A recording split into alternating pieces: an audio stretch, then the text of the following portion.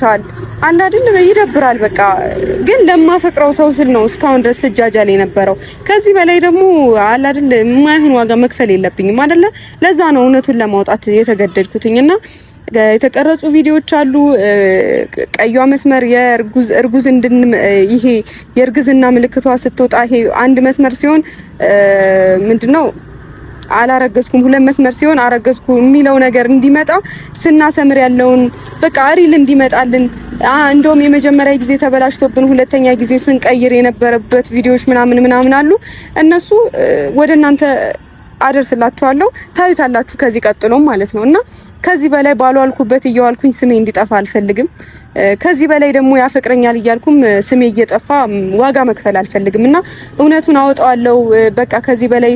ምናምን ስለ የነበረውም ትናንትና ለዛ ነው በቃ ምንም ከዚህ በላይ ምንም ሩቅ መሄድ አያስፈልግም አይደለ በቃ